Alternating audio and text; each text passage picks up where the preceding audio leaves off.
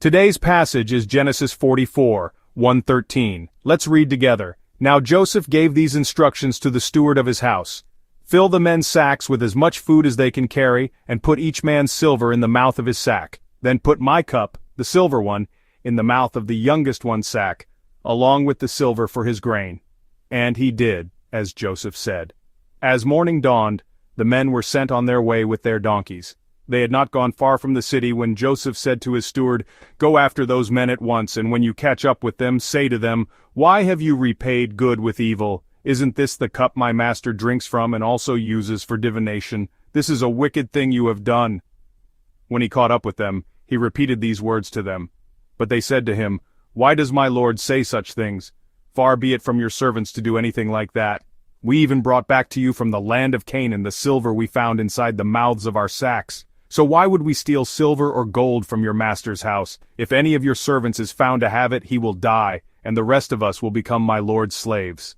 "Very well then," he said, "let it be as you say. Whoever is found to have it will become my slave. The rest of you will be free from blame." Each of them quickly lowered his sack to the ground and opened it. Then the steward proceeded to search, beginning with the oldest and ending with the youngest. And the cup was found in Benjamin's sack. At this they tore their clothes. Then they all loaded their donkeys and returned to the city. Amen. Just when it seemed Joseph was sending his brothers away peacefully, he devised a scheme to put them in a difficult situation.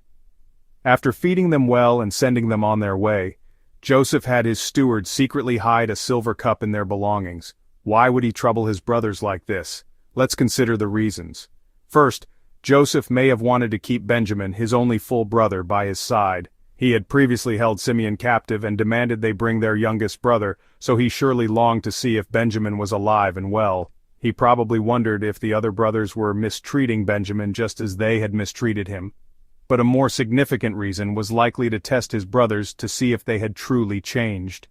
Joseph's test proceeded exactly as planned. To see how his brothers would treat Benjamin, Joseph recreated the very circumstances that had led to his own suffering. For example, when they were eating together, he gave Benjamin 5 times as much food as the others. In the past, the brothers had reacted to Joseph's preferential treatment with envy and jealousy. Now he was observing how they would respond to Benjamin receiving similar favor. This favoritism mirrored the situation back home. This special treatment of Benjamin wasn't limited to his time with Joseph. It seems likely he received even greater favor from his father back home compared to the other brothers. We see this clearly in Jacob's reaction. Even though his son Simeon was being held captive in Egypt, Jacob refused to let Benjamin go, fearing he too might be lost. Joseph had detained Simeon and demanded they return with their youngest brother. Yet, even when the grain ran out and Simeon's life was on the line, Jacob was adamant, saying he could not let Benjamin go.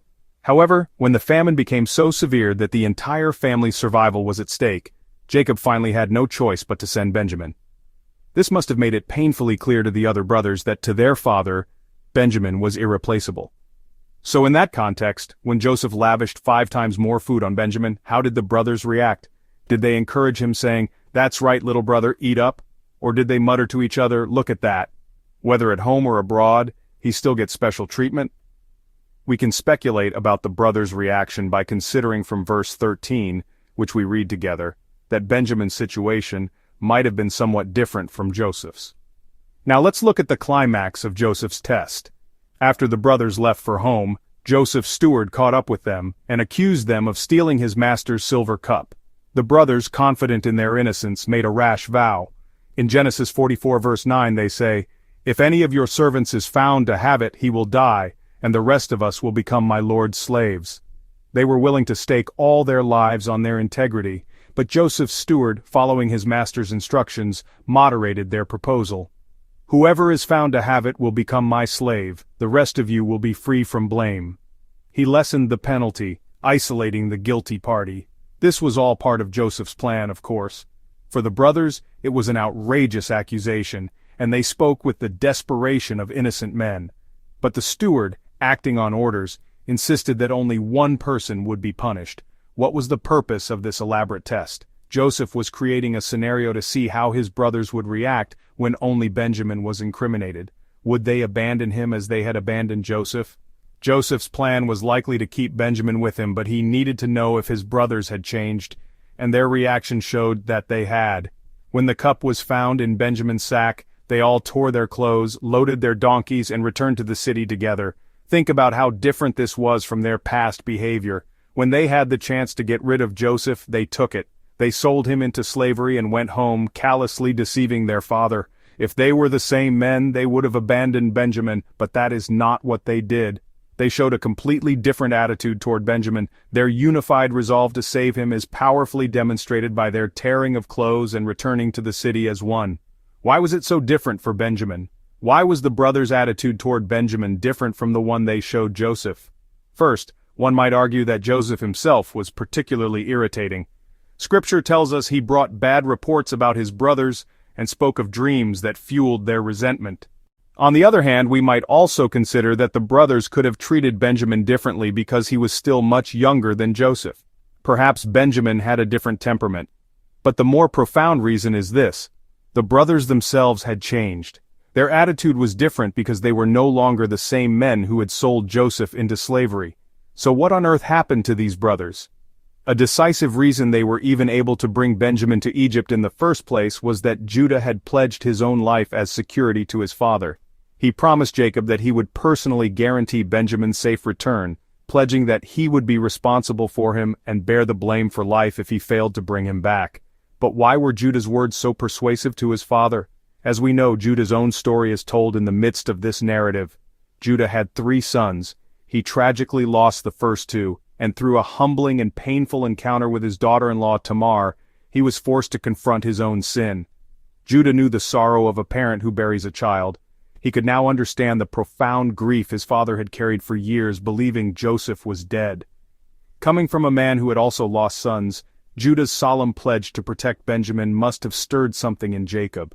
Jacob likely thought, if Judah, who knows the heart of a grieving father, is making this promise, perhaps I can trust him. Persuaded by Judah's sincerity, Jacob finally agreed to let Benjamin go. Judah's own suffering opened his eyes to the depth of his father's sorrow. He, who had once callously suggested, "Let's sell Joseph," now understood the decades of pain his father had endured. Judah knew that his father was in agony, and that if Benjamin also disappeared, the grief would surely kill him. Furthermore, when they were first detained in Egypt and faced hardship, their guilt came rushing back. Reuben said to his brothers, "Didn't I tell you not to sin against the boy? But you wouldn't listen. Now we must give an accounting for his blood."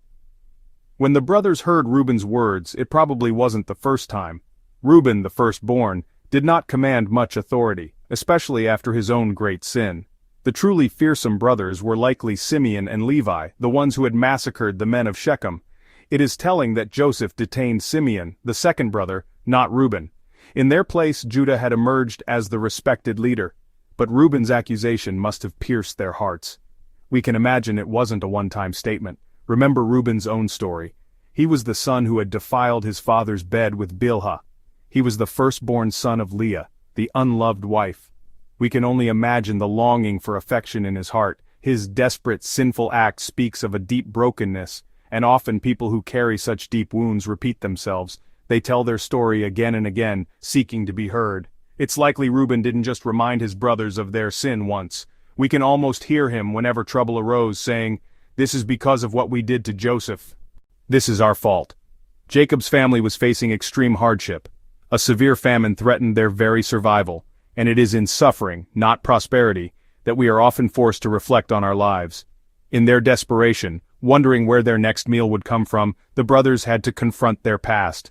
Their 20 years of guilt over their sin against Joseph, constantly voiced by Reuben and sharpened by Judah's own grief, came to a head in this crisis. In this crucible of suffering, the brothers began to change. The pain of Judah, the grief of a parent, the constant reminders from Reuben, the voice of their conscience, and the life-threatening famine that pressed in on them all, this combination of pressures forced them to feel the true gravity of their sin. They had failed to love their own brother.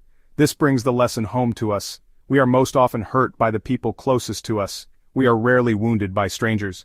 The deepest pains come from within our own circles. In our church life, the hurt comes from the very people we work and minister with. A careless word, a misunderstanding. These things can wound our hearts, leading to resentment, and sometimes we even feel like giving up, saying, "I'm not serving next year." But just as the brothers, in their hardship, we're forced to reflect on their sin against Joseph. Perhaps our own difficult situations are an opportunity to consider our part in the pain of others. Maybe in our suffering we can finally begin to think, perhaps that person is having a hard time because of me. Amidst this change, the brothers joined forces and returned to save Benjamin's life, to bring him back to their father. What gives comfort and encouragement to a person in pain? It is the presence of others. The simple words, "I am with you," can be a source of tremendous strength. A true community is built on this kind of love. It is turning to the person next to you and saying, "I will be here with you." Secondly, remember that God sometimes allows us to face trials. In those moments, rather than complaining that it's too difficult, let's learn to ask, God, what are you trying to teach me through this suffering? How can you use my pain to help me love someone else who is hurting? Just as suffering was the catalyst for the brothers' transformation, God can use our suffering to change us and teach us to love one another in a new way. As we go about our day, let's remember the transformed image of these brothers and seek to live out God's will. So, remember these two things. First, the suffering you are experiencing may be a time for God to teach you and help you grow. Second, through that same suffering, God may be calling you to love and care for those around you more deeply. My prayer for you today is that you would take a moment to ask, is there someone I have hurt? Is there forgiveness I need to seek? Is there someone who needs me to simply be by their side, to comfort and encourage them? May God bless you as you live out these truths.